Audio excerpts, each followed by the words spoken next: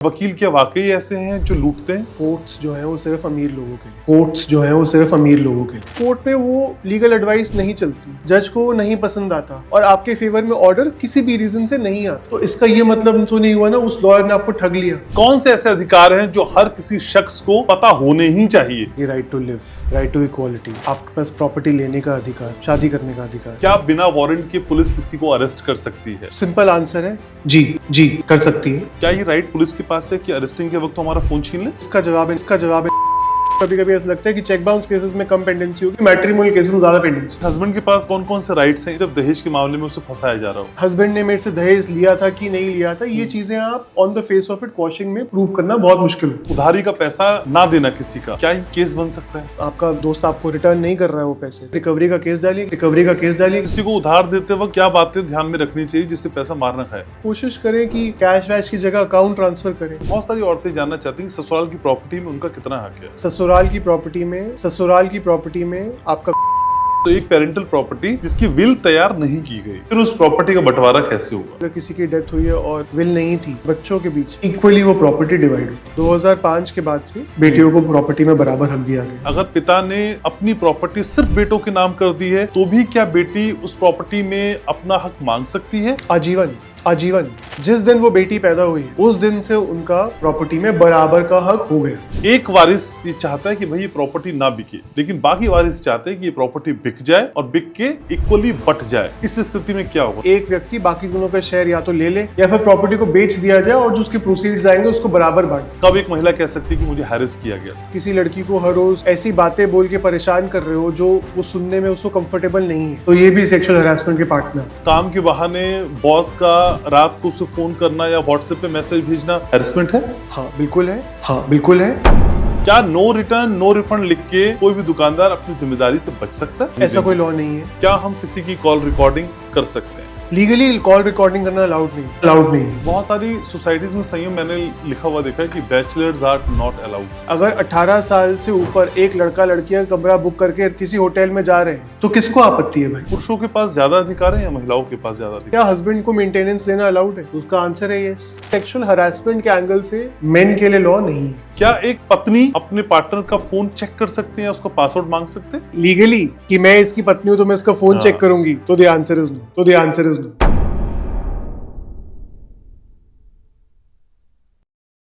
नमस्कार, आज के इस पॉडकास्ट में बात करेंगे उन खास चीजों की जो कई बार आपको लगता होगा कि काश ये मुझको पहले से पता होता। वो बात आपके रिश्तों को लेके हो सकती है, घर को लेके हो सकती है, कानून की टिपिकल भाषा को आसान भाषा में काश कोई हमको समझा पाता। तो आज इस काश की दुविधा को दूर करने का काम करते हैं। नमस्कार, आप देखना शुरू कर चुके हैं घनश्याम उपाध्याय पॉडकास्ट। मैं हूं आपके साथ घनश्याम उपाध्याय। तो फिर अगर आपके मन में कई सवाल है, मसलन क्या ससुराल की प्रॉपर्टी में आपको हक मिल सकता है, या फिर पत्नी द्वारा लगाए झूठे आरोपों से पति कैसे बच सकता है, या पड़ोसी का जोर जोर से चिल्लाना या जोर जोर से गाने बजाना भी क्या एक ऑफेंस हो सकता है, तो फिर सारी बातों का समाधान आज इस पॉडकास्ट में करने की कोशिश करेंगे और इस काश को आज जड़ से खत्म कर देंगे। मेरे साथ इस कोशिश में आज वो जुड़ रहे हैं जो यंग हैं लेकिन जिनका अनुभव बहुत ज्यादा है। दिल्ली हाई कोर्ट के शानदार एडवोकेट संयम खेत्रपाल। कैसे हैं संयम? नमस्कार सर, ऑल गुड सर। आप बहुत दिनों में मुलाकात हो रही है आपसे। जी सर, काफी समय बाद मिल रहे हैं जी। संयम, सबसे पहला सवाल जो मेरे मन में ये आ रहा है कि बतौर एडवोकेट आप क्या सोचते हैं, कौन से ऐसे अधिकार हैं जो हर किसी शख्स को पता होने ही चाहिए जो पता नहीं है? सर बेसिकली भारत के संविधान ने हम सबको कुछ फंडामेंटल राइट्स दे रखे हैं। फंडामेंटल राइट जैसे कि राइट टू लिव, आपका जीने का अधिकार है, राइट टू इक्वालिटी, समांतर होने का अधिकार है। ये ऐसे कुछ हमें फंडामेंटल राइट्स हैं जो जैसे ही आप भारत के नागरिक बनते हैं और आप पैदा होते हैं तो ये आपके साथ वो हक शुरू हो जाते हैं और वो हमेशा आपके साथ रहते हैं। उसके अलावा बेसिक राइट्स जैसे कि अगर आपके पास प्रॉपर्टी लेने का अधिकार, आपको शादी करने का अधिकार, आपको आप जो काम करना चाहें वो करने का अधिकार, ये सारी चीज़ें आपको भारत का संविधान देता है। अच्छा। और वो जैसे ही आप भारत के नागरिक बनते हैं तो ये सारे राइट्स आपके ऊपर एप्लीकेबल है। लेकिन अगर किसी को ये नहीं पता कि भाई मेरे अधिकार कौन से हैं, क्या हैं जिनको मैं यूज कर सकता हूँ, वो कहाँ से शुरू करे? बेसिक लॉ की किताबें हैं, अगर कोई चाहे तो वो पढ़ सकता है। हम्म लॉ की किताबों के अलावा आज सब लोग इंटरनेट का प्रयोग करते हैं, तो इंटरनेट में अगर आप देखेंगे गूगल पे आधी ज़्यादा चीज़ें पता चल जाती हैं। हम्म और आजकल मैंने एक ये चीज़ नोटिस करी है, अगर कोई मेडिसिन की पढ़ाई कर रहा है या कोई इंजीनियरिंग की पढ़ाई कर रहा है या कोई मास कम्युनिकेशन कर रहा है, तो उसमें भी कहीं ना कहीं जो बेसिक लीगल चीज़ें हैं वो सबको पता होनी चाहिए, और वो उनके सब्जेक्ट मैटर्स में भी होता ही है वैसे। सो एक तरीका ये भी है। ओके दूसरा तरीका ये है, आजकल जैसे आजकल काफ़ी लोग काफ़ी हर तरीके का पॉडकास्ट देखते हैं, तो उस ज़रिए भी आप सीख सकते हैं कि क्या क्या आपके लीगल राइट्स हैं, क्या बेसिक्स आपको पता होने चाहिए। ये भी एक तरीका है। उसके अलावा अगर आप देखेंगे कि आजकल एआई का ज़माना है, तो एआई के ज़माने में, बट मैं ये नहीं कहूँगा कि आपको एआई फॉलो करना ही चाहिए, क्योंकि हाँ। सारी चीज़ें जो एआई में मेंशन्ड होंगी ये ज़रूरी नहीं है कि वो सारी बातें सही लिखी होंगी। बट अगर आप बेसिक्स की बात करेंगे तो basics you always get to know, वहाँ पे हमेशा आपको पता रहेगा कि क्या क्या आपके अधिकार हैं, किस तरीके से आपको चीज़ों के बारे में पता होना चाहिए, क्योंकि डेली लाइफ में क्या क्या ऐसी चीज़ें हैं जो प्रयोग होती हैं आपसे। लेकिन जब हम बात करते हैं वकीलों की और एडवोकेट्स की, उससे पहले का जो चरण होता है, पहला जो स्टेप होता है, वो है पुलिस। पुलिस से लोग बहुत घबराते हैं और उसकी गिरफ्तारी से बहुत घबराते हैं। तो सबसे पहले सवाल यही कि क्या बिना वारंट के पुलिस किसी को अरेस्ट कर सकती है? सिंपल आंसर है जी, कर सकती है, बट ये केस के फैक्ट्स एंड सर्कमस्टांसेस पे डिपेंड करता है। जैसे कि मैं आपको एक एग्जांपल देता हूँ, जो संगीन अपराध है, किसी भी प्रकार का सीरियस ऑफेंस होगा, तो उसमें पुलिस को आपको वारंट के बिना भी पुलिस को आपको अरेस्ट करने की अनुमति है। अच्छा। सपोजिटली कोई एक वांटेड टेररिस्ट है या फिर कोई मर्डरर है जो किसी केस में अक्यूज्ड है किसी केस को लेके, तो उसमें वो बिना वारंट के भी अरेस्ट करा जा सकता है। तो आंसर इज यस। बट अगर आप किसी को अरेस्ट करने की बात कर रहे हैं विदाउट किसी वारंट के बिना, तो उसके लिए कुछ चीज़ें हैं जो बेसिक होती हैं। सबसे पहले एक एफआईआर का होना ज़रूरी है। वो बंदे को उसके लिए ऑफेंस के लिए चार्ज होना ज़रूरी है। ओके। अगर वो किसी मर्डर केस में अक्यूज्ड है फॉर एग्जांपल, तो वो स्पेसिफिक धारा उसके ऊपर लगी होंगी जो उस ऑफेंस को, उस केस को एक संगीन अपराध बनाते हैं। तभी जाकर आप उसको बिना वारंट के भी अरेस्ट कर सकते हैं। तभी मैंने आपको शुरुआत में आंसर देने से पहले सबसे पहले ये बताया था कि सिंपल आंसर एक वर्ड में है जी, बिना वारंट के अरेस्ट किया जा सकता है। लेकिन संयम, सबसे पहले हमने देखा है कि कई बार जब पुलिस अरेस्ट कर रही होती है तो आपका फोन छीन लेती है। क्या ये राइट पुलिस के पास है कि अरेस्टिंग के वक्त तो हमारा फोन छीन ले? सो इसका जवाब है नहीं। पुलिस फ़ोन छीन लेती है वो एक बात अलग है, बट अगर आप बोलेंगे क्या ये चीज़ सही है, तो ये चीज़ सही नहीं है। बिना वारंट के अरेस्ट किया जा सकता है, एक बंदे को पकड़ा भी जा सकता है, बट आप जैसे ही किसी को पकड़ते हैं तो ये बेसिकली अरेस्ट करना एक इन्वेस्टिगेशन का पार्ट है।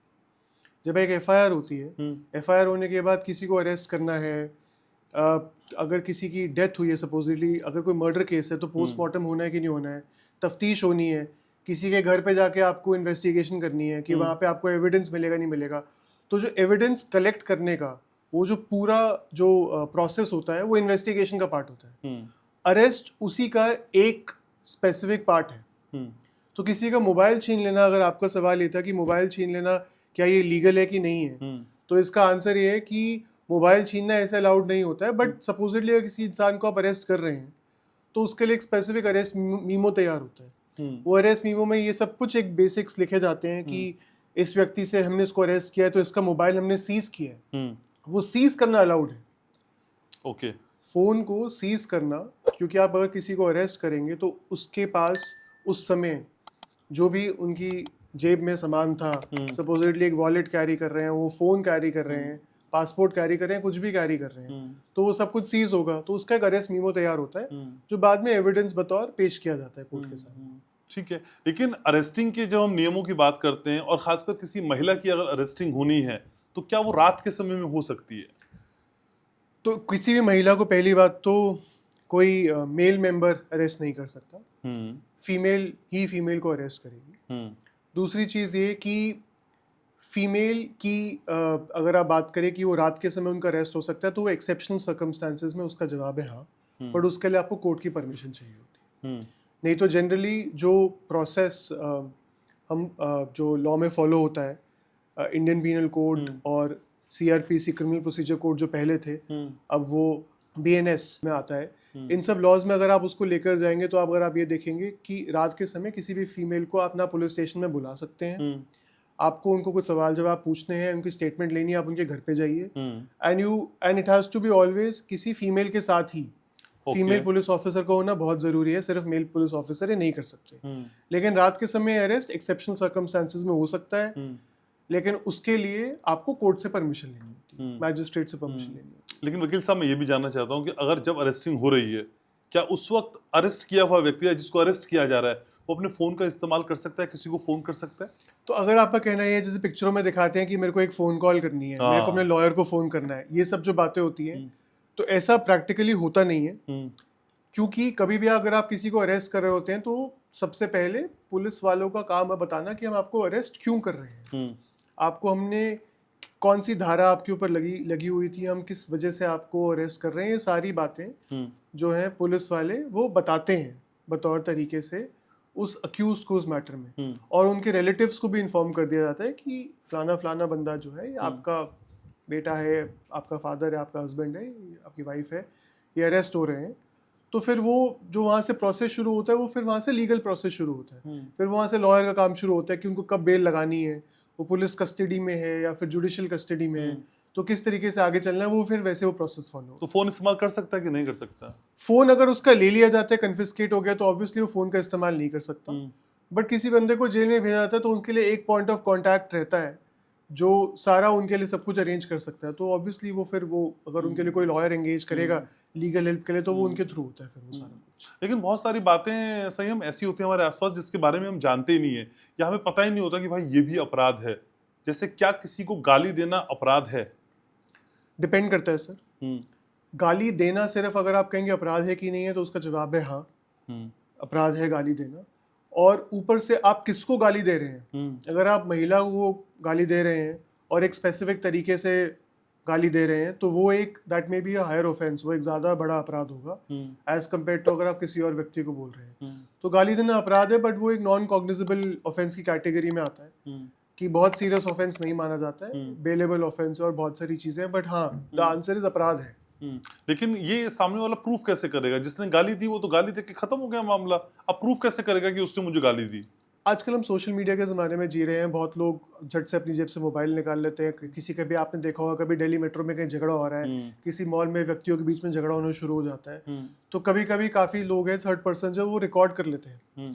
तो कभी अगर वो एविडेंस की तरीके से यूज़ हो गया, पता चल गया तो ठीक है, नहीं तो अगर आपका सवाल ये है कि प्रूफ कैसे किया जाएगा कि आज की डेट पे किसी व्यक्ति ने किसी से कुछ बोला कि नहीं बोला। अब मेरा इस पे आपको एक काउंटर सवाल है।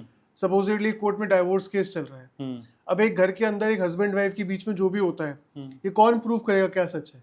वाइफ कहती है मेरे पति ने मेरे को ऐसे ऐसे बोला, हस्बैंड कहता है कि मेरी वाइफ ने मेरे को ऐसे ऐसे बोला। अभी प्रूफ कौन करेगा किसने क्या बोला? तो ये तो उनकी शब्दावली अगेंस्ट मेरी शब्दावली या उस व्यक्ति की शब्दावली की हो गई। तो उसके लिए फिर कोर्ट में एक नियम है। वो पहली बात तो गाली गलौज के पीछे केसेस डलना इतना कॉमन नहीं है। प्लस जो व्यक्ति कंप्लेंट करता है या जो भी व्यक्ति केस डालता है उस केस को प्रूव करना उसका काम है। तो वो अपने साथ विटनेसेस लेकर आए कि जब सामने वाले बंदे ने मुझे गाली दी थी तो मेरे साथ ये व्यक्ति मौजूद थे जिन्होंने वो गाली सुनी थी। तो ये सारी चीजें उसका they are a part of it. तो इस तरीके से चलता है। अभी आपने पति पत्नी की बात की और डिवोर्स केसेस की बात की जी। अक्सर हमने देखा है कि जो महिलाएं हैं वो आरोप लगाती हैं और अक्सर वो आरोप सही भी होते हैं जो पति पे या अपने इन-लॉज पे महिलाओं द्वारा लगाए जाते हैं, लेकिन हमेशा ऐसा सही नहीं भी होता है। पति क्या ये साबित कर सकता है या वो गलत अगर साबित हो गई उसकी पत्नी की जो आरोप वो लगा रही थी, उसके बाद कोई हर्जाना या कॉम्पनसेशन वो अपनी पत्नी से ले सकता है कि मैंने नहीं किया था और मैंने प्रूफ कर दिया? तो आपके जो सवाल है वो 2-3 पार्ट्स में है। मैं क्योंकि हम पॉडकास्ट कर रहे हैं, ठीक है, मैं यहाँ पे फ्रैंकली आपसे बात कर सकता हूँ। मैं इसको थोड़ा ना क्लियरली आपको एक्सप्लेन करना चाहता हूँ। ठीक है। बहुत लोगों को बहुत इस बारे में कंफ्यूजन रहती है कि जो मैट्रिमोनियल केसेस हैं, जो डाइवोर्स से रिलेटेड, डोमेस्टिक वायलेंस से रिलेटेड, ये कोर्ट में किस प्रकार से चलता है। तो पहली चीज़ तो ये है, ये मेरा अपना मानना है पहली बात तो, कि जब हस्बैंड वाइफ का झगड़ा होता है तो उनको कोशिश करनी चाहिए कि उनके केसेस कोर्ट में जाए ही ना। अच्छा। इसीलिए आजकल खास करके दिल्ली में ये चीज़ काफ़ी फेमस हो रही है जिसे हम कहते हैं प्री लिटिगेशन मीडिएशन। इसका मतलब ये होता है कि आप केस डालने से पहले आमने सामने बैठ के मीडिएटर के साथ केस को सॉर्ट आउट करने की कोशिश करें। और अगर एज हस्बैंड एंड वाइफ आप साथ में रह सकते हैं तो वेल एंड गुड, अगर साथ में नहीं रह सकते तो म्यूचुअली अलग होने का प्रावधान करें, divorce by mutual consent file करें। और ये आजकल काफ़ी जो समझदार लोग हैं वो इस चीज़ को फॉलो भी कर रहे हैं। बट अगर बात करें कोर्ट के केस की, तो हस्बैंड अपनी वाइफ के ऊपर डाइवोर्स केस डालता है फॉर एग्जांपल। वाइफ, अब वो कितना सच है कितना झूठ है, क्योंकि काफ़ी सारे लोग ये एडवाइस करते हैं कि आपको प्रेशर डालना पड़ेगा अगर आप चाहते हो कि आपका मैटर सेटल हो जाए, या फिर आप चाहते हो कि आपको इतना पैसा, आपको मेंटेनेंस मिले, full time one time maintenance आपको मिले, तो उसके लिए डोमेस्टिक वायलेंस का केस, फिर मेंटेनेंस का केस, फिर आप हस्बैंड के ऊपर और उनके नियर एंड डियर रिलेटिव्स के ऊपर एक एफआईआर भी करा सकते हो। तो ये भी होता है एक।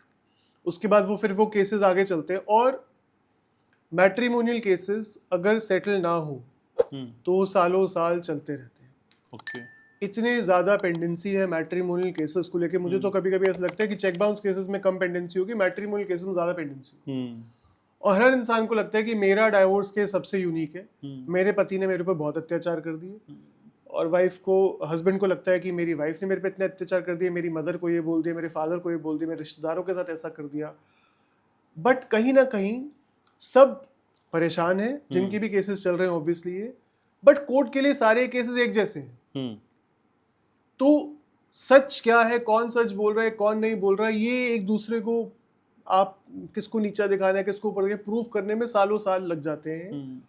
और सोल्यूशन में होता है ज्यादातर केसेस सेटल ही हो रहे होते हैं इवेंचुअली। ओके। लेकिन एक हस्बैंड के पास कौन कौन से राइट्स हैं इस तरह के केसेस में जब दहेज के मामले में उसे फंसाया जा रहा हो? तो सर, आपका जो सवाल है कि दहेज के मामले में जब फंसाया जा रहा हो तो हस्बैंड के क्या क्या राइट्स हैं, तो इसका सिंपल सा जवाब ये है कि भारत 1947 में आज़ाद हुआ, मैट्रिमोनियल लॉज 1950s में ये सब कोडिफाई हुए थे और आए शुरू हुए थे। तो किसी भी देश को आज़ाद होने के बाद उस देश के लॉ को इवॉल्व होने में थोड़ा समय लगता है। जैसे कि आज से कुछ समय पहले सुनने में आता था, आज से 15-20 साल पहले, कि मैट्रिमोनियल केसेस में एफआईआर हुई और हस्बैंड के फादर मदर, चाहे कोई एविडेंस है चाहे नहीं है, अरेस्ट कर लिए गए। तो फिर धीरे धीरे सुप्रीम कोर्ट ने थोड़ा लॉ चेंज हुआ, जजमेंट्स आई नई नई, जब ऐसे ऐसे केसेस सामने आने शुरू हुए कि कभी कभी वाइफ जो है झूठे केसेस भी डालती हैं वाइफ्स, और कभी कभी ऐसा भी है कि केसेस सच्चे भी होते हैं, तो फैक्ट्स एंड सर्कमस्टेंसेस पे डिपेंड करता है। तो जब लॉ इवॉल्व हुआ तो पता चला, उसके बाद से ये रूल आना शुरू हो गया कि पहले तो सीधा एफआईआर होगी ही नहीं, पहले केस जो है क्राइम अगेंस्ट वुमेन सेल में जाएगा, वहाँ पे हस्बैंड की साइड को सुना जाएगा, वाइफ की साइड को सुना जाएगा। जब ये बात आगे निकलेगी कि मैटर वो सेटल नहीं हो सकता, उसके बाद एफआईआर करने की बात आएगी। और जब एफआईआर हो जाएगी तो उसमें भी एफआईआर का ये मतलब नहीं है कि ऑटोमेटिकली हस्बैंड को अरेस्ट कर लिया जाएगा, उसको इन्वेस्टिगेशन ज्वाइन करने के लिए बोला जाएगा। ये देखा जाएगा कि इन्वेस्टिगेशन अगर वो व्यक्ति ज्वाइन कर रहा है और पूरा पुलिस वालों के साथ कोऑपरेट कर रहा है तो फिर अरेस्ट करने की नौबत आएगी ही नहीं। लेकिन अगर बात ये आती है कि झूठा दहेज का केस, अब सर वो केस झूठा है दहेज का या सच्चा है, ये कैसे प्रूव होगा? एविडेंस में प्रूव होगा। एविडेंस के लिए एक प्रॉपर प्रक्रिया चलेगी। अगर आपको लगता है कि वो केस शुरू से ही on the face of it एकदम ही झूठा है तो एफआईआर को क्वॉश करने की पावर हाईकोर्ट के पास है। फिर आप हाईकोर्ट जाएं, वहाँ पे क्वॉशिंग पिटिशन फाइल करें, कोशिश करें वो क्वॉश हो जाए। बट ज़्यादातर केसेस में कि हस्बैंड ने मेरे से दहेज लिया था कि नहीं लिया था, ये चीज़ें आप on the face of it quashing में प्रूव करना बहुत मुश्किल होता है। इसके लिए एविडेंस की ज़रूरत है ही है, गवाही की ज़रूरत है, हस्बैंड की गवाही, वाइफ की गवाही और विटनेसेस उन सब की गवाही। उसके बाद ही कोर्ट जब इस एविडेंस को देखेगा तभी वो एक फाइनल निष्कर्ष पे पहुंचता है कि कौन सच बोल रहा है कौन झूठ बोल रहा है और केस में कितने मेरिट्स हैं कितने नहीं। लेकिन जिंदगी में दोस्त बहुत इंपॉर्टेंट होते हैं, आप जानते हैं, लेकिन यही दोस्त कई बार आपका पैसा ऐसा मार लेते हैं वापस नहीं करते हैं। तो उधारी का पैसा ना देना किसी का, क्या ही केस बन सकता है? बिल्कुल बिल्कुल केस बन सकता है। फ्रेंडली लोन के बहुत केसेस चलते हैं। लोग किसी को दोस्ती यारी में लोन देते हैं, चेक ले लेते हैं उनसे, तो आप चेक बाउंस का केस डालिए। अगर आपने किसी को आज 5 लाख रुपए उधार दे दिए और वो आपका दोस्त आपको रिटर्न नहीं कर रहा है वो पैसे, तो आप डालिए कोर्ट में, रिकवरी का केस डालिए कि मेरे से इसने 5 लाख रुपए लिए थे, आपने कभी ना कभी उसको व्हाट्सएप पे या ईमेल पे लिख के भेजा ही होगा, भाई मेरे पैसे कब वापस करोगे, तो आप उसके लिए केस डाल सकते हैं। और अगर इस तरह का कोई प्रूफ आपके पास नहीं है, आपने सिर्फ उसे कैश में पैसा दिया है, तो क्या ये वापस लेना इतना आसान रहेगा या भूल So, जाए? अब आपका कहना है कि कैश में लोन दिया है, पहली बात तो ये कैश का कोई प्रूफ नहीं है। हाँ। दूसरी चीज, कैश का अमाउंट कितना है, बिकॉज अगर बड़ा अमाउंट है, लेट्स से 10 लाख रुपए 20 लाख रुपए, तो ना आप इतना कैश आपको कैरी करना अलाउड है, ना किसी को आपको ये देना अलाउड है, ना किसी से लेना अलाउड है। अगर आपने वो 10 लाख रुपए कैश किसी को उधार दे दिया है सपोजिटली, और आपने वो अपनी इनकम टैक्स रिटर्न्स में डिस्क्लोज नहीं किया है कि लोन गिवन 10 लाख रुपए, तो फिर वो आप केस डाल सकते हो। आपका सवाल है केस डाल सकते हो, पर आप वो प्रूव कर पाओगे, बहुत मुश्किल है वो। क्योंकि आपके पास 10 लाख रुपए वो कहाँ से आए, आप कैसे उसको रख के बैठे हुए थे कैश, वो आप कैसे प्रूव करोगे, वो भी तो आपको बताना पड़ेगा। तो किसी को उधार देते वक्त क्या बातें ध्यान में रखनी चाहिए जिससे पैसा मार ना खाए? प्रूफ रखिए, राइटिंग में प्रूफ रखिए। अगर कोई अग्रीमेंट साइन हो रही है तो वेल एंड गुड, अगर अग्रीमेंट साइन नहीं हो रही है, लोन अग्रीमेंट, तो मैसेजेस पे प्रूफ रखिए, ईमेल पे प्रूफ रखिए। राइटिंग में प्रूफ होगा, चाहे व्हाट्सएप मैसेज पे क्यों ना हो, चाहे लेटर हो, किसी भी फॉर्म में, तो आपको आगे बताना आसान रहेगा। और कोशिश करें कि कैश वैश की जगह अकाउंट ट्रांसफर करें, जिसकी प्रॉपर ट्रेल हो, आरटीजीएस करें, एनईएफटी करें, चेक से पेमेंट करें। आजकल तो यूपीआई का जमाना है, यूपीआई से करें, अगर छोटा अमाउंट है तो वो बेटर रहता है। लेकिन अभी हम पति पत्नी की बात कर रहे थे, ससुराल की बात कर रहे थे, बहुत सारी औरतें जानना चाहती हैं कि ससुराल की प्रॉपर्टी में उनका कितना हक है। सो सिंपल सा जवाब ये है कि ससुराल की प्रॉपर्टी में आपका कोई हक नहीं है। डॉटर इन लॉ का, बहू का ससुराल की प्रॉपर्टी में कोई हक नहीं है। उनका हक है अपनी हस्बैंड की प्रॉपर्टी में। ओके। और हस्बैंड की प्रॉपर्टी में भी कब, अगर हस्बैंड ना रहे तो। सपोजिटली एक पिताजी थे, पिताजी का देहांत हो गया, उनका एक बेटा था और एक बेटी थी। पिताजी के देहांत होने के बाद उनके बेटे और बेटी की प्रॉपर्टी, अगर पिताजी ने विल नहीं छोड़ी तो 50-50 है। ओके। लेकिन जब उन पिताजी की डेथ हुई, उस समय उनके बेटे का ऑलरेडी देहांत हो चुका था। तो जो उन बेटे के हिस्से में 50% प्रॉपर्टी का आना था, क्योंकि वो तो बेटा अब रहा नहीं, पिताजी की डेथ से पहले बेटे की डेथ हो गई, तो वो 50% जो है वो उनकी वाइफ को जा सकता है। वाइफ मीन जो बेटे की वाइफ को। ओके। तो उनको वो पूरा शेयर 50% में। अगर बच्चे हैं आगे उनके, और मान लेते हैं 2 बच्चे हैं, तो वो 50% प्रॉपर्टी का 1/3 उन तीनों को मिल जाएगा। ये होता है प्रोसीजर। ठीक है। लेकिन जब हम पेरेंटल प्रॉपर्टी की बात करते हैं संयम, तो एक पेरेंटल प्रॉपर्टी जिसकी विल तैयार नहीं की गई, लेकिन उसके 2 वारिस या 3 वारिस या 4 वारिस हो सकते हैं, लेकिन किसी का भी नाम किसी तरह की वसीयत में नहीं है, फिर उस प्रॉपर्टी का बंटवारा कैसे होगा? इसको अंग्रेजी में इंटरस्टेट सक्सेशन बोलते हैं। तो इंडिया में जो लॉ फॉलो होता है इसके लिए वो है हिंदू सक्सेशन एक्ट।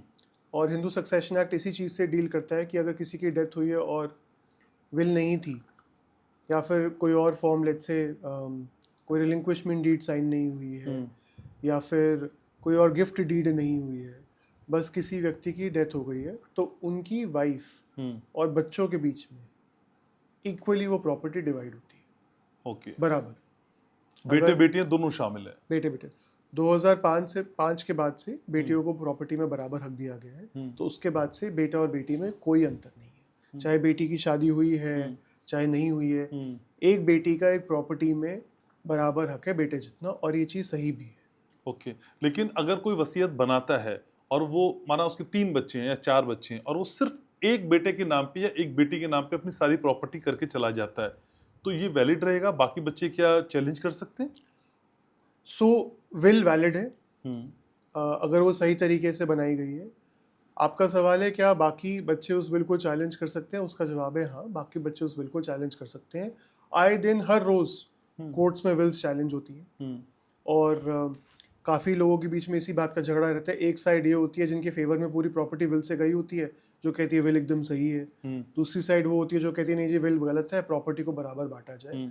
तो अगर एक व्यक्ति के फेवर में विल कर दी जाए, तो जो बाकी लीगल एयर्स हैं they can always challenge the will, कर सकते हैं चैलेंज, कोई दिक्कत नहीं है उसमें। लेकिन बेटी के हक की बात जब प्रॉपर्टी में करते हैं संयम, तो शादी के बाद बेटी का हक कब तक वैलिड रहता है? अगर पिता ने अपनी प्रॉपर्टी सिर्फ बेटों के नाम कर दी है, तो भी क्या बेटी उस प्रॉपर्टी में अपना हक मांग सकती है? आजीवन।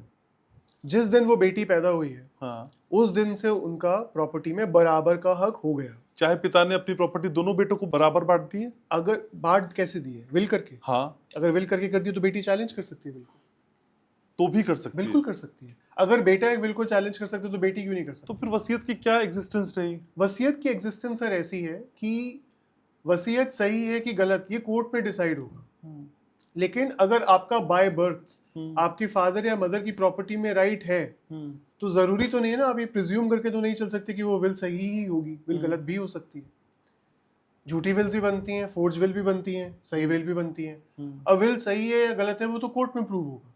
बट आपका सवाल है क्या वो विल चैलेंज हो सकती है, तो उसका जवाब है हाँ बिल्कुल हो सकती है। चाहे वो बेटा हो, चाहे वो बेटी हो, चाहे वो वाइफ हो, चाहे वो मदर हो, मदर भी चैलेंज कर सकती है। मदर इज ऑल्सो क्लास 1 है, वो भी चैलेंज कर सकती है। ठीक है, लेकिन एक कोई प्रॉपर्टी जिसके 3 वारिस या 4 वारिस है, जिसमें से एक वारिस ये चाहता है कि भाई ये प्रॉपर्टी ना बिके, लेकिन बाकी वारिस चाहते हैं कि ये प्रॉपर्टी बिक जाए और बिक के इक्वली बट जाए, इस स्थिति में क्या होगा सही?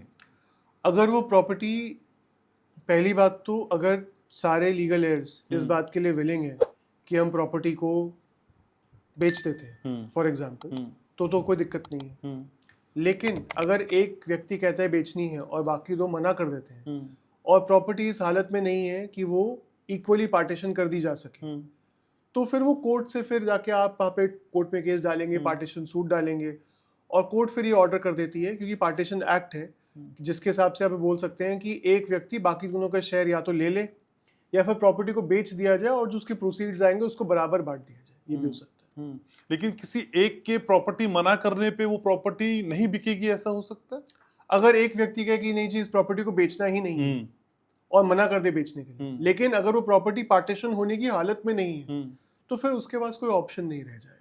ओके। या तो वो बाकी दोनों का शेयर खरीद ले मार्केट वैल्यू के हिसाब से, अगर वो नहीं खरीदने की हालत में है तो फिर तो वो इट विल बी सोल्ड, वो बेचा जाएगा उस प्रॉपर्टी को और बराबर बांट दिया जाएगा। लेकिन अगर किसी पिता के 3 बच्चे हैं और उस प्रॉपर्टी को बेचने के लिए 2 एक साथ है और एक अलग है, तो ऐसे में जो 2 लोग साथ होते हैं उनका केस क्या ज्यादा प्रभावी, ज्यादा मजबूत, ज्यादा स्ट्रांग होता है? सर ये अगर विल के केस में हो तो शायद हो सकता है, लेकिन अगर किसी केस में विल ही ना हो और 2 व्यक्ति किसी तीसरे व्यक्ति के खिलाफ केस डाल रहा हो फॉर एग्जाम्पल, तो वो अगर अपना शेयर मांग रहा होगा तो वो जिसके खिलाफ केस डाला उनका भी तो शेयर मांग रहा होगा, उनका शेयर भी तो उन्हीं को मिलेगा ना। सपोजिटली ए, बी और सी 2 भाई और एक बहन है, दोनों भाई मिलकर एक बहन के ऊपर केस डाल देते हैं या भाई बहन मिलकर एक भाई पे केस डाल देते हैं और उसके बाद कोर्ट में अगर वो जाते हैं तो वो ये थोड़ी कहेंगे कि मेरे फादर साहब की पूरी प्रॉपर्टी मेरे को दे दो, वो तो अपना ही 1/3 हिस्सा मांगेंगे ना। जाहिर सी तो बात कल को जब वो केस डिसाइड होता है तो जिस भाई के खिलाफ उन्होंने केस डाला था उसका 1/3 हिस्सा उन्हें मिलेगा। और 2 लोग जो साथ होते हैं उनकी बात में ज्यादा वेटेज होगा, माना जाएगा। तो ये डिपेंड करता है कि सामने वाले व्यक्ति का डिफेंस क्या है। ओके। अगर वो सामने वाला व्यक्ति या तो ये डिफेंस उस डिफेंस पे सब कुछ डिपेंड करता है। अगर सामने वाला व्यक्ति ये डिफेंस लेकर आता है कि नहीं मेरे तो फादर साहब मेरे फेवर में विल छोड़ कर गए, या वो कहते हैं कि मेरी बहन को इस प्रॉपर्टी से मेरे फादर साहब ने बाहर कर दिया था और कहा गया था कि इसमें तुम्हारा कोई हक नहीं है, तो ये सारी बातें उनको प्रूव करनी पड़ेगी। लेकिन अगर वो कोर्ट में आकर ही ऐसी कोई बात रख देता है कि ना कोई विल थी ना कोई गिफ्ट डीड थी, ऐसा कुछ भी नहीं था और फादर साहब की डेथ हो गई, तो कोर्ट के सामने बात क्लियर हो गई कि प्रॉपर्टी जो है वो 3 हिस्से में बंटनी चाहिए। ठीक है, तो प्रॉपर्टी से आगे बढ़ते हैं थोड़ा सा, ऑफिस चलते हैं। किसी भी वर्क प्लेस के, खासकर महिलाओं के लिए ऐसे कौन से नियम हैं जब वहां की ज्यादतियां वो हैरेसमेंट में तब्दील कर सकती हैं, या किन बातों को लेके कोई भी महिला अपने वर्क प्लेस को लेके हैरेसमेंट का केस कर सकती है? पहली चीज़ तो ये है कि जब इंडिया में कोडिफाइड लॉ नहीं था तो Vishakha versus state of Rajasthan की सुप्रीम कोर्ट की जजमेंट थी जिसके बेसिस पे sexual harassment at work place को देखा जाता था। उसके बाद एक कोडिफाइड लॉ इस पे बन चुका है, तो अब कानून है देश में प्रॉपर कोडिफाइड। तो उसके बाद से किसी भी ऑर्गेनाइजेशन में अगर 10 या उससे ज़्यादा लोग वहाँ काम करते हैं जिसमें महिलाएं भी हैं, तो वहाँ पे आपको सेक्सुअल हैरेसमेंट पॉलिसी बनाना मैंडेटरी है। अच्छा। ये रिक्वायरमेंट है इन लॉ, अगर नहीं है तो फाइन है और बहुत सारी चीज़ें हैं। अब आपके सवाल पे आते हैं। आपका सवाल मेरे से ये है कि कौन कौन सी ऐसी बातें हैं जिसको लेके हैरेसमेंट के अंदर वो सारी बातें आती हैं? कब एक महिला कह सकती है कि मुझे हैरेस किया गया था? तो सिर्फ फिजिकल टच ही एक हरासमेंट का पार्ट नहीं होता है। अगर आप किसी लड़की को हर रोज ऐसी बातें बोल के परेशान कर रहे हो जो वो सुनने में उसको कंफर्टेबल नहीं है, तो ये भी सेक्सुअल हरासमेंट के पार्ट में आता है। बट अगर आप एकदम नॉर्मल बात कर रहे हैं जो उनकी फिजिकल अपीयरेंस को लेके, वो कैसा दिख रही हैं, कैसा कुछ कर रही हैं, अगर आप ऐसी बातें नहीं कर रहे जो उसको ऑब्जेक्टिफाई करेगा सेक्सुअली, तो फिर वो सेक्सुअल हरासमेंट की कैटेगरी में नहीं आए। लेकिन काम के बहाने बॉस का रात को उसे फोन करना या व्हाट्सएप पे मैसेज भेजना हैरेसमेंट है? हाँ बिल्कुल है। अगर आपने बोला काम के बहाने व्हाट्सएप मैसेज भेजना, अगर सच में काम है और रात को 12 बजे मैसेज भी कर रहा है कि सुबह उनको कुछ अर्जेंटली चाहिए, तो उसको सेक्सुअल हरासमेंट नहीं बोलेंगे। बट अगर रात को 12 बजे फोन कर दिया किसी को बोल के, अच्छा इस काम का क्या अपडेट है, और फिर आधा घंटा यहाँ वहाँ की बातें करनी शुरू कर दी, और ये रेगुलरली रिपीट किया, और उस एम्प्लॉय को जबरदस्ती अपने बॉस का या सीनियर का फोन उठाना पड़ रहा है, तो ये सेक्सुअल हरासमेंट है बेसिकली एक तरीके से। लेकिन कई बार हमने सही में भी देखा है कि एम्प्लॉय कंपनी में जाता है, जॉब कर रहा होता है, और जिस दिन वो जाता है तो उसी दिन उसे पता चलता है कि अब आप यहाँ काम नहीं करेंगे, आपको नौकरी से निकाल दिया गया है। क्या इतना अकस्मात कोई किसी को नौकरी से निकाल सकता है? सर इसमें 2-3 चीजें हैं। पहली ये कि जितनी भी, अगर आप एमएनसीज लेंगे या फिर प्राइवेट कंपनीज लेंगे, अगर ये किसी भी एम्प्लॉय को ज्वाइन करवाते हैं तो इनका एक प्रोसीजर होता है। उस प्रोसीजर में एक एम्प्लॉयमेंट अग्रीमेंट उस एम्प्लॉय से साइन कराई जाती है। और अगर आप लेबरर्स की बात करेंगे तो उनके लिए काफी लेबर लॉज हैं इस देश में, जैसे कि इंडस्ट्रियल डिस्प्यूट्स एक्ट हो गया, और भी काफी सारे कोडिफाइड लॉज हैं। तो अगर आप ये बात करें कि वन फाइन डे पता चलता है कोई एम्प्लॉय वहां पर गया, तो उनके अग्रीमेंट में ये हमेशा लिखा रहता है कि आपका एम्प्लॉयर आपको बिना नोटिस के कभी भी टर्मिनेट कर सकता है। अगर उनके एम्प्लॉयमेंट अग्रीमेंट में लिखा है तो वो टर्मिनेट कर सकता है। अब जब कोई एम्प्लॉय कोई ऑर्गेनाइजेशन को ज्वाइन कर रहा है, तो एचआर डिपार्टमेंट वहां पे उस एम्प्लॉय से एक अग्रीमेंट साइन करवाता है। तो अब ये उस एम्प्लॉय के लिए है कि वो उस अग्रीमेंट को ध्यान से पढ़े कि उसमें क्या क्या बातें लिखी हैं, क्या उनकी सैलरी है, क्या उनका सीटीसी है, कितनी उनको छुट्टियां अलाउड हैं। अगर उनके एम्प्लॉयर उनको टर्मिनेट करना चाहेंगे तो उनको पहले नोटिस देने की जरूरत है कि नहीं है, और अगर इनको भी रिजाइन करना है तो इनको नोटिस देने की जरूरत है कि नहीं है। लेकिन होता क्या, प्रॉब्लम क्या है, उस टाइम पे कोई भी एम्प्लॉय ज्वाइनिंग के टाइम पे ये कुछ नहीं देखता। उनको सिर्फ एक चीज देखनी होती है, मेरा पैकेज क्या है। बस वो पैकेज के चक्कर में आप बाकी सब चीजें भूल जाते हो। फिर बाद में जब परेशानी और दिक्कतें आती हैं, एम्प्लॉयर के लिए भी आती हैं और एम्प्लॉय के लिए भी आती हैं, तो हम जैसे फिर वकीलों की जरूरत पड़ती है। लेकिन किस कंडीशन में एक एम्प्लॉयर को अपने एम्प्लॉय को कॉम्पनसेशन देना ही पड़ता है अगर वो नौकरी से निकाल रहा है? अगर टर्मिनेशन रॉन्गफुल है, और अगर वो ये बात कोर्ट में प्रूव कर पाते हैं कि मेरा टर्मिनेशन रॉन्गफुल था, मेरे को नोटिस पीरियड सर्व किया जाना चाहिए था पर मेरे को नोटिस पीरियड भी नहीं मिला, मेरे को बिना नोटिस पीरियड, मान लेते हैं किसी के एम्प्लॉयमेंट अग्रीमेंट में 3 महीने का नोटिस पीरियड मेंशन्ड है, लेकिन एम्प्लॉयर बोल देता तुम कल सुबह से मत आना, तो आइडियली फिर आपको उसको नोटिस पीरियड नहीं दे, रॉन्गफुल टर्मिनेशन में आता है, तो आपको उस समय का उस व्यक्ति को सैलरी देना पड़ेगा, या कॉम्पनसेशन अगर वो कोर्ट में प्रूव कर पाए तो कॉम्पनसेशन देना पड़ेगा। ठीक है। लेकिन संयम, जैसे लोग अक्सर पुलिस से बहुत घबराते हैं, पुलिस स्टेशन में जाने से घबराते हैं, सोचते हैं पहले ही मामले सॉर्ट आउट हो जाए। ऐसे ही कोर्ट्स में और वकीलों से भी मिलने में लोग हिचकिचाते हैं, और सबसे पहला मन में सवाल आता है, यार कोर्ट में चले गए तो अभी मामला बहुत लंबा चलेगा। वाकई कोर्ट अभी भी ऐसी ही है कि इतने लंबे लंबे मामले चलते हैं, और वकील क्या वाकई ऐसे हैं जो लूटते हैं? आज से 2-3 महीने पहले मैंने किसी सीनियर एडवोकेट का इंटरव्यू देखा था, जहाँ पे वो कह रहे थे कि कोर्ट्स जो हैं वो सिर्फ अमीर लोगों के लिए। कुछ हद तक उनकी बात सही है, बट ऐसा नहीं है कि कोर्ट्स सिर्फ अमीर लोगों के लिए, कोर्ट्स सबके लिए हैं, जजेस सबके लिए बराबर है। अब दिक्कत कहाँ पे आती है कि कुछ प्रोसीजर है। मान लेते हैं कि अगर आपने आज मेरे लिए बोल दिया कि संयम चोर है, फॉर एग्जाम्पल, और आपने अपने चैनल पे बोल दिया, अपने शो पे बोल दिया, हो सकता है आप सच बोल रहे हो सकता है आप झूठ बोल रहे हो। अब ये कौन तय करेगा? मैं भी कोर्ट के पास जाऊंगा, आप भी कोर्ट के पास जाएंगे, मैं आपको कोर्ट में आपके खिलाफ डेफेमेशन का, मानहानि का केस फाइल करूंगा। अब मैं बोलूंगा कि ये इंटरव्यू को टेक डाउन करा जाए, इन्होंने मेरे बारे में झूठी इन्फॉर्मेशन फैलाई। लेकिन अगर मैं सच में चोर हूँ तो आपकी इन्फॉर्मेशन तो बिल्कुल सही है, आपने जो बोला वो एकदम सही है। सच बोलना मानहानि नहीं होती, लेकिन अगर आप झूठ बोल रहे हैं और मुझे आप डिफेम कर रहे हैं 50 लोगों के सामने, तो वो मानहानि है। तो मेरे पास क्या तरीका बचता है? मेरे पास तो कोर्ट जाने के अलावा और कोई तरीका नहीं बचता ना। तो उसके लिए कोर्ट्स का होना जरूरी है। अब किसी को ये कहना कि लोगों को कोर्ट जाने में डर लगता है, तो ऐसे तो फिर लोगों को हॉस्पिटल जाने में भी डर लगता है। बट कोई भी हॉस्पिटल अपने शौक से नहीं जाता, जब सच में बीमार होगा तभी जाएगा। इसी प्रकार से कोर्ट्स में कोई अपने शौक से नहीं जाता। किसी को ज़रूरत होगी वो उस सिचुएशन में आ खड़ा होगा कि उसको लगेगा कि मेरे को पुलिस स्टेशन जाना पड़ रहा है, हॉस्पिटल जाना पड़ रहा है या फिर कोर्ट जाना पड़ रहा है। तो ये इंस्टीट्यूशंस जो क्रिएटेड है ये नेसेसिटी की इंस्टीट्यूशंस है, ये ज़रूरी है। इसके बिना लॉ एंड ऑर्डर मेंटेन नहीं हो सकता है, इसीलिए। लेकिन क्या वाकई जो वकील होते हैं, जो एडवोकेट्स होते हैं, वो किसी ना किसी तरह से क्लाइंट को भ्रमित करके, कंफ्यूज करके, डायलेमा क्रिएट करके, इल्यूजन क्रिएट करके ठगी का काम करते हैं? सर दुनिया में हर प्रकार के लोग होते हैं। मैं ये नहीं कहूँगा, ये काफ़ी लोगों ने एडवोकेट्स की छवि खराब करने के लिए ऐसे बात बोलते हैं कि एडवोकेट्स लोगों को ठगने की कोशिश करते हैं। ये बात सही नहीं है। अब सपोजिटली आप अगर एज अ क्लाइंट मेरे ऑफिस में आते हैं, मैं आपका केस ले लेता हूँ, to the best of my ability मैं आपको पूरा का पूरा सही जवाब देता हूँ और सही गाइडेंस देता हूँ। अब क्योंकि मैं आपको गाइडेंस दे रहा हूँ, मैं आपको ओपिनियन दे रहा हूँ, तो मेरे को लीगल फीस लेना मेरा अधिकार है। डेफिनेटली। अब कर को वो कोर्ट में वो लीगल एडवाइस नहीं चलती, जज को वो नहीं पसंद आता और आपके फेवर में ऑर्डर किसी भी रीजन से नहीं आता, तो इसका ये मतलब तो नहीं हुआ ना उस लॉयर ने आपको ठग लिया। उसने तो अपनी पूरी कोशिश करी थी आपको सही एडवाइस देके सही बात बताने के लिए। तो लोगों का क्या होता है, अरे उस लॉयर ने मेरे को ठीक एडवाइस नहीं दी इसलिए मैं कोर्ट में हार गया। बहुत बार ऐसा होता है लॉयर्स ठीक एडवाइस नहीं देते, पर बहुत बार ऐसा भी होता है लॉयर्स ने ठीक एडवाइस दी लेकिन आपका केस वीक है या जज को उस लॉयर की आर्ग्यूमेंट पसंद नहीं आई, पर इसका ये मतलब तो नहीं हुआ लॉयर ने ठग लिया। लॉयर आपकी फाइल पे मेहनत कर रहा है, दिमाग लगा रहा है केस में, कोर्ट में जाके आपकी तरफ से घंटों घंटों फाइल पढ़ के कोर्ट में आर्ग्यूमेंट कर आ रहा है। आप केस जीते या हारे ये उस लॉयर ने गारंटी नहीं ली है आपके लिए, वो अपना काम कर रहा है।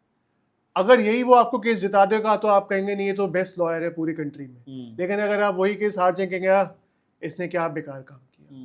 तो हमेशा लॉयर ही गलत नहीं होता, क्लाइंट्स भी अपनी जगह पे गलत। बहुत बार मेरे को ऐसे, और ये मैंने अपने एक्सपीरियंस में देखा है, बहुत बार मेरे पास ऐसे क्लाइंट्स आते हैं जो कहते हैं कि हमें अपना लॉयर इसलिए चेंज करना था क्योंकि हमारा पहले वाला लॉयर मैटर में ध्यान नहीं दे रहा था, हमें ऐसा लगता है वो सामने वाली साइड से मिल गया। अच्छा, ऐसा भी होता है? बहुत लोग आके बोलते हैं। नहीं, पर ऐसा होता है कि लॉयर सामने मिल जाता है? नहीं, ऐसा लोग बोलते हैं, मैंने ऐसा होते हुए नहीं देखा। लोग ऐसा लोग बोलते हैं। अब प्रॉब्लम ये है कि जरूरी नहीं है कि ये बात सच है, बट कभी कभी क्या होता है लॉयर क्लाइंट के मैटर में इंटरेस्ट लेना बंद कर देते हैं क्योंकि वो क्लाइंट लॉयर को फॉर ग्रांटेड लेते हैं, कभी भी फोन मिला देंगे। अब लॉयर्स की भी एक पर्सनल लाइफ होती है, अगर वो सुबह 11 बजे कोर्ट के अंदर खड़े होकर कोई और मैटर आर्ग्यू कर रहे हैं तो वो सारा छोड़ के आपका फोन तो नहीं उठाएंगे, इट इज नॉट पॉसिबल।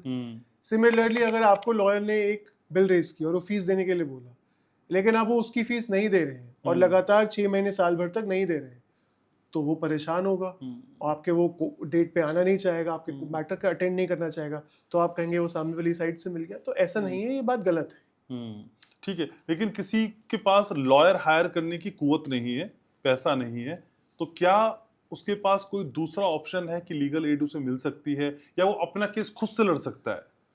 सो इसमें दो चीजें हैं कि लीगल सर्विस अथॉरिटीज एक्ट एक प्रॉपर कानून इसके ऊपर बना हुआ है और किसी के पास भी लॉयर को एंगेज करने की अगर फीस देने के पैसे नहीं है तो हर डिस्ट्रिक्ट कोर्ट में, हाई कोर्ट में, सुप्रीम कोर्ट में, हर जगह लीगल सर्विसेज अथॉरिटीज का प्रावधान है जहाँ पे आप जाके बता सकते हैं कि मेरे को फलाना फलाना केस मेरा कोर्ट में चल रहा है या मैं ऐसे ऐसे केस डालना चाहता हूँ, इसके लिए मेरे को वकील दिलवाया जाए, और वहाँ से आपको वकील मिलता है।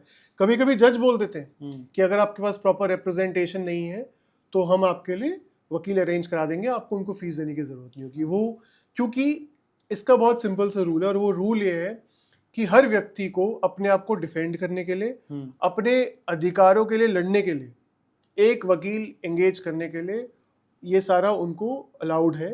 अगर उनके पास फीस नहीं है तो उनको फिर लीगल सर्विस अथॉरिटी से वकील मिले। लेकिन सही क्या ये कह देना भर काफी होगा कि मैं अफोर्ड नहीं कर सकता हूँ और मुझे एक वकील आप दे दीजिए और इसमें जज पिघल जाएंगे और आपको वकील दे देंगे? ऐसा होगा या वो देखेंगे पहले? ऐसा नहीं होता। जजेस एकदम निष्पक्ष डिसीजन देने में बिलीव करते हैं। ये कहना कि जजेस पिघल जाएंगे ह्यूमैनिटेरियन ग्राउंड पे, ऐसा नहीं है।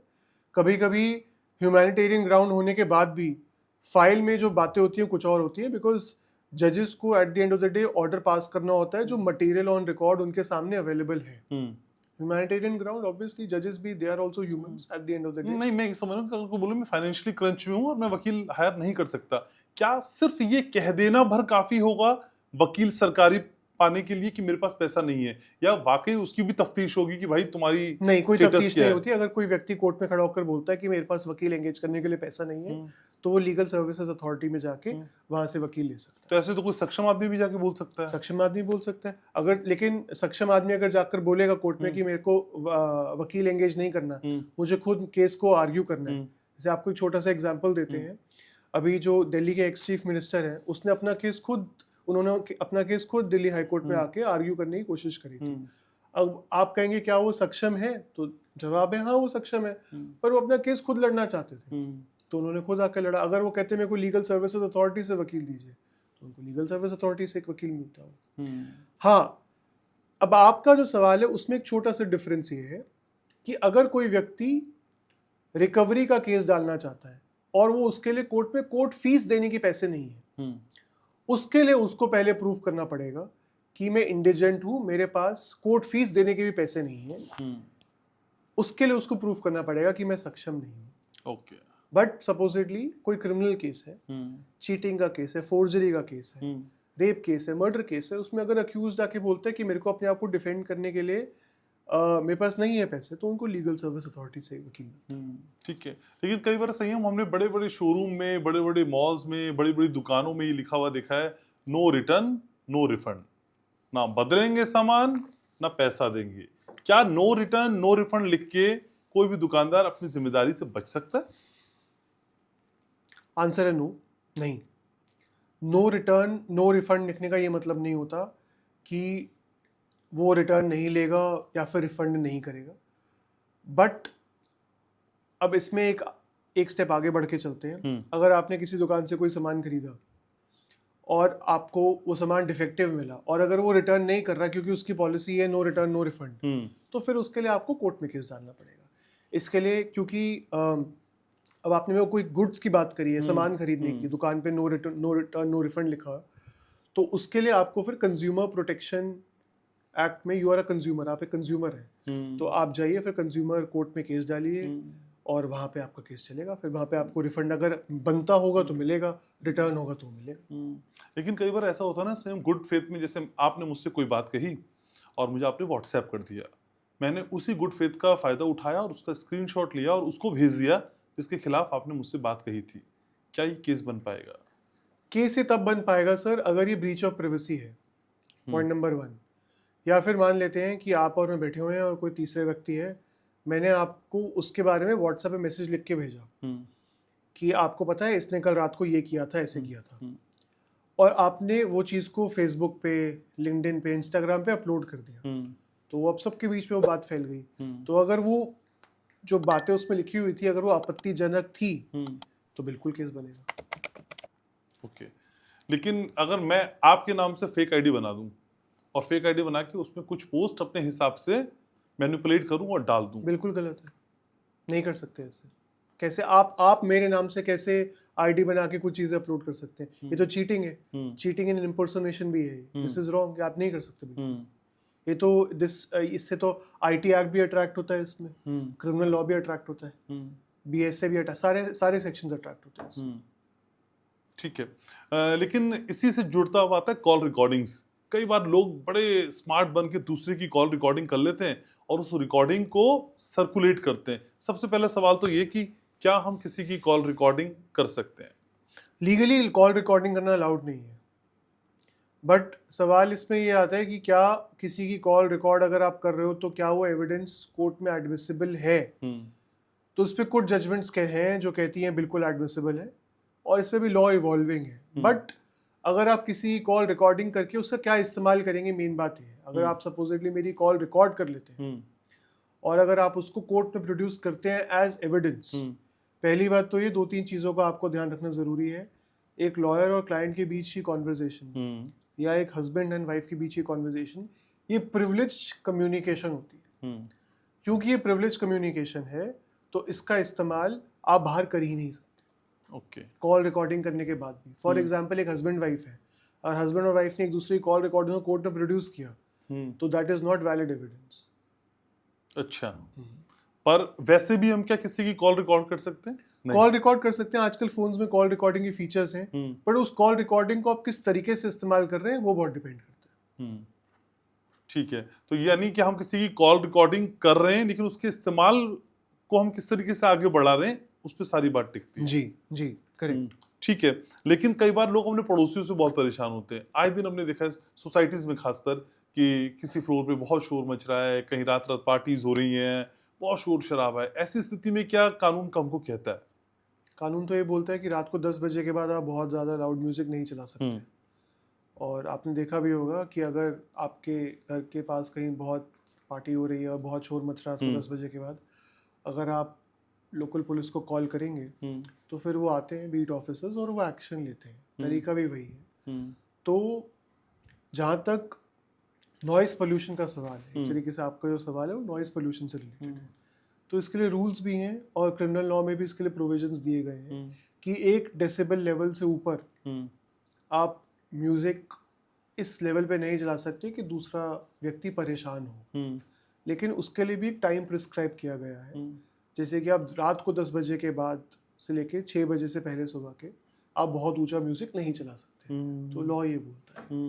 लेकिन कई सारी सोसाइटी अगर कोई बहुत परेशान कर रहा है तो दिस इज फिर न्यूसेंस कोई क्रिएट कर रहा है, ओके, तो फिर आप उसके अगेंस्ट कंप्लेंट करके एफआईआर करा सकते हैं। बहुत सारी सोसाइटीज में संयम मैंने लिखा हुआ देखा है कि बैचलर्स आर नॉट अलाउड। क्या किसी बैचलर को हम अपना घर या अपनी सोसाइटी में किराए पे घर नहीं ऐसा कोई देंगे? लॉ नहीं है कि अगर किसी व्यक्ति बैचलर मीन्स किसी व्यक्ति की शादी ना हुई हो जाहिर सी तो बात आप उसको फ्लैट रेंट पे नहीं दे सकते, ऐसा कोई लॉ नहीं है। नहीं, अगर वो ऐसा कर रहा है तो क्या हम उसके खिलाफ केस कर सकते हैं? आप कंप्लेंट डाल सकते हैं कि कौन से रूल के तहत वो ऐसी बात बोल रहे हैं कि ये बैचलर्स को घर पे नहीं देंगे। बट अब प्रॉब्लम ये है कि हर इंसान, सपोजिटली आपकी प्रॉपर्टी, आप प्रॉपर्टी रेंट पे दे रहे हैं, आप प्रॉपर्टी मुझे रेंट पे देंगे नहीं देंगे, XYZ किसको देंगे, वो तो आपकी मर्जी है ना। मैं आपको फोर्स तो नहीं कर सकता। तो अब जैसे मैंने काफी बार ये चीज नोटिस करी थी कि होटल्स में आप वेबसाइट्स पे जाएंगे अप्लाई करने के लिए, होटल रूम बुकिंग करने के लिए, तो उसमें हमेशा नीचे लिखा रहता है अनमैरिड कपल्स नॉट अलाउड, या कभी कभी लिखा होता है अनमैरिड कपल्स अलाउड। कौन से लॉ के थे, मुझे जरा ये बताइए। अगर 18 साल से ऊपर एक लड़का लड़की का कमरा बुक करके किसी होटल में जा रहे हैं तो किसको आपत्ति है भाई? अपनी मर्जी से जा रहे हैं, लॉ है, वो जा सकते हैं, कोई किसी को प्रॉब्लम थोड़ी है। तो इसी तरीके से कुछ कुछ चीज़ें लिखी रहती हैं जो सोसाइटी में नॉर्म्स बन गए हैं, बट उसका लीगल वैलिडिटी कितनी है कि नहीं है वो गलत है, वो ऐसा नहीं। लेकिन आपका इंडिविजुअल हाउस है तो आप कह रहे हैं कि भाई उसकी इच्छा है कि वो घर दे या ना दे, लेकिन कोई बड़ी सोसाइटी और सोसाइटी के गेट पे चस्पा कर दे बैचलर्स आर नॉट अलाउड, फिर तो सोसाइटी के अपने बायलॉज होंगे, वो सोसाइटी ने अपने रूल्स क्रिएट कर रखे होंगे। अगर उन्होंने ऐसा कोई रूल बनाया है जो रूल गलत है तो आप कोर्ट में जाके चैलेंज करिए उस रूल को कि बैचलर्स नॉट अलाउड। चैलेंजेबल है, बिल्कुल चैलेंजेबल है, क्यों नहीं है। अगर उस सोसाइटी का जो प्रेसिडेंट है, वाइस प्रेसिडेंट, ट्रेजरर, उन सब ने मिलकर आपस में ये रूल बना दिया कि बैचलर्स आर नॉट अलाउड, क्योंकि उनको लगता होगा बैचलर्स आके न्यूसेंस क्रिएट करेंगे किसी भी रीजन की वजह से, बट वो legally it is not allowed, आप उसको चैलेंज कर सकते हैं। कौन से कानून में लिखा है कि 4 लड़के मिलके एक फ्लैट में नहीं रह सकते? कहाँ लिखा है? ऐसा नहीं है। ठीक है, लेकिन होटल की आपने बात की, एक होटल में एक लड़का एक लड़की रह रहे हैं, अचानक से पुलिस आ गई, उस वक्त वो घबरा जाते हैं, अक्सर हमने देखा है, और बात बहुत अजीब सी बिगड़ जाती है। उस वक्त उनके पास क्या राइट्स है अगर वो 18 अबव हैं? उनके पास सारे राइट्स हैं, बस एक कंडीशन होनी चाहिए, वो लड़का और लड़की अपनी मर्जी से गए होने चाहिए। अब पुलिस वाले क्या करते हैं, ऐसी सिचुएशन में ब्लैकमेल करने कहते हैं हम लड़की के पेरेंट्स को बता देंगे। अब कोई 19-20 साल के बच्चे, वो तो कॉलेज में होंगे जनरली, तो अब वो घबरा जाएंगे कि हमारे पेरेंट्स को पता चल जाएगा तो क्या होगा। बट बाय लॉ उन्होंने कोई ऑफेंस नहीं करा है। ओके, आप कंसेंटिंग अडल्ट हैं, आप 18 साल से ऊपर हैं, लड़का लड़की अपनी मर्जी से जा सकते हैं। हाँ, अगर किसी लड़की को जबरदस्ती लेकर गया है या फिर लड़के को जबरदस्ती लेके जाया जाए तो वो गलत है, वो अलाउड नहीं है, वो तो फिर ऑफेंस है। और दोनों अपनी मर्जी से गए तो जा ही सकते हैं ना, क्या दिक्कत है? लेकिन नियमों के हिसाब से और कानून के हिसाब से, क्योंकि आप तो रोज उसमें रमे हुए हैं, पुरुषों के पास ज्यादा अधिकार है या महिलाओं के पास ज्यादा अधिकार? कॉन्टेक्स्ट पे डिपेंड करता है सर, किस सेंस में कह रहे हैं आप पुरुषों के पास ज्यादा अधिकार है या महिलाओं के पास ज्यादा है। क्योंकि अगर लॉ का यूज भी होता है तो लॉ का मिसयूज भी होता है। हमेशा कोर्ट में अगर आप केस लड़ने के लिए जाएंगे तो हमेशा ऐसा होगा, एक व्यक्ति जीतेगा एक व्यक्ति हारेगा, जाहिर सी बात है, वो तो होगा ही होगा। लेकिन दोनों ही हमेशा बोलेंगे हम सही थे। तो पुरुषों के पास ज्यादा अधिकार है या महिलाओं के पास, तो उसके लिए अगर आप ये मेरे को मैट्रिमोनियल केसेस के कॉन्टेक्स्ट में पूछ रहे हैं तो आपको एक चीज़ समझनी पड़ेगी कि हमारी सोसाइटी एक इवॉल्विंग सोसाइटी है और एक समय तक औरतों का ज़्यादा शोषण होता आ रहा था। इसी वजह से उनके लिए ज़्यादा प्रोटेक्शन के लॉज बने थे। अब शादी होने के बाद वाइफ हस्बैंड के घर आती है, हस्बैंड तो ज़्यादातर वाइफ के घर नहीं जाते हैं, तो प्रोटेक्शन भी तो उसी हिसाब से लॉ की बनाई जाएगी। बट अगर आप कहेंगे सपोजिटली क्या हस्बैंड को मेंटेनेंस लेना अलाउड है, अगर वाइफ को मेंटेनेंस लेना अलाउड, तो उसका आंसर है यस, ओके लेना अलाउड है। बट कितने केसेस में हस्बैंड को मेंटेनेंस मिलती है? कोई 100 केस डले होंगे तो कोर्ट 100 में से किसी 99 में रिजेक्ट कर देगी, किसी एक केस में देगी। ये कानून है। अब जहाँ तक अगर एक हस्बैंड एंड वाइफ ने उनका बच्चा है तो बच्चे की मेंटेनेंस कौन पे करेगा? अब बच्चे का ख्याल कौन रखेगा अगर बच्चा माँ के साथ रह रहा है या पिता के साथ रह रहा है? तो वो भी कोर्ट डिसाइड करती है। कभी कभी कोर्ट बोलती है कि आधा हस्बैंड देगा आधा वाइफ देगा, तो वो भी होता है। लेकिन ये तो बात की आपने घर की, किसी ऑफिस में कोई मेल बॉस अपनी फीमेल एम्प्लॉय को छेड़ता है, परेशान करता है, वो ज्यादा पावरफुल है या फिर किसी फीमेल बॉस के जरिए किसी मेल एम्प्लॉय को परेशान किया जाता है और छेड़ा जाता है? किसके लिए ज्यादा मुश्किल होगा अपने को प्रूव करना? प्रूफ करना एक अलग बात है, बट अगर आप कहेंगे कोडिफाइड लॉ तो सेक्सुअल हरासमेंट जो है वो दैट इज फॉर वुमेन, वो मेन के लिए नहीं है। वो सेक्सुअल हरासमेंट का लॉ पुरुषों का सेक्सुअल हरासमेंट नहीं हो सकता? मेरी माने जाए, अगर आप मेरे से फ्रैंकली पूछे तो बिल्कुल हो सकता है, क्यों नहीं हो सकता। बट जो लॉ है वो इस चीज को रिकग्नाइज करता है, फीमेल्स के लिए करता है, आदमियों के लिए नहीं। तो महिलाओं के पास ज्यादा अधिकार है इस कॉन्टेक्स्ट में। हाँ, तो अगर इस स्थिति में कोई पुरुष अपने फीमेल बॉस से परेशान है, उसके पास क्या राइट है? वो कैसे बताए, क्या करे? वो कंप्लेन करे अपने सीनियर्स को जाके, और राइट्स तो है नहीं उसके पास। वो पुलिस स्टेशन में जाके और तरीके की कंप्लेंट्स कर सकते। इस तरह के केसेस में क्या होता है संयम अक्सर? सर ऐसे केसेस पहली बात तो बहुत कम आते हैं as compare to offences against women, वो ज्यादा आते हैं। बट अगर ऐसे केसेस आते हैं तो जनरली फिर वो लॉयर्स के पास जाके गाइडेंस लेते हैं कि हम और कैसे इस तरीके से बाहर निकल सकते हैं, हम पुलिस में किस प्रकार ही कंप्लेंट डाल सकते हैं जहाँ पे ये जो हमें हरासमेंट फेस करनी पड़ रही है इससे हम बाहर आए। तो उसमें कानून में और प्रावधान है, क्रिमिनल लॉ में कुछ प्रोविजंस दिए गए हैं जिनको आप यूज कर सकते हैं। जैसे कि कोई आपके प्राइवेट स्पेस में नहीं आ सकता। अब सपोजिटली कोई व्यक्ति अपनी गाड़ी में बैठा हुआ है, वो उसका प्राइवेट स्पेस है, अगर वहाँ पे कोई फीमेल गाड़ी के अंदर आके उसको हरास करना शुरू कर दे तो टेक्निकली वो ट्रेसपास कर रही है। बट सेक्सुअल हरासमेंट के एंगल से मेन के लिए लॉ नहीं है इस लेकिन अगर इसको थोड़ा सा और ट्विस्ट करते हैं, आपका बॉस भी मेल है और आप तो मेल हैं ही, और वो मेल बॉस आपको सेक्सुअली हैरेस कर रहा है, तब क्या होगा? हाँ, वो भी गलत है। नहीं, गलत तो है ही। वो करेगा क्या फिर जो हैरेस हो रहा है? अब सर इसके ऊपर अभी लॉ इतना डेवलप हुआ नहीं, वो अभी उस फेज में है, वो डेवलपिंग फेज में है, तो इट इज नॉट देयर। अब इसके ऊपर कोई कोडिफाइड लॉ अभी तक नहीं बना है, वो क्या कर सकता है। अब वो सेक्सुअली हरास का मतलब क्या, वो उसको खींच के थप्पड़ मार रहा है, अगर वो है तो फिर आप क्रिमिनल केस कर सकते हो उसके ऊपर। नहीं, ये सेक्सुअली हरासमेंट थोड़ी है। हाँ, बट अगर उस तरीके से करेगा, अगर आपको लगता है कि वो सेक्सुअल हरासमेंट एक कैटेगरी में आ रहा है कि वो उसको उस गलत तरीके से छू रहा है या उस तरीके से उससे बात कर रहा है जो उसको नहीं करनी चाहिए, तो वो क्रिमिनल केस डाले उसके ऊपर। बट वो सेक्सुअल हरासमेंट का केस नहीं होगा, वो उस कैटेगरी में फॉल नहीं करेगा, वो दूसरी कैटेगरीज में फॉल करेगा।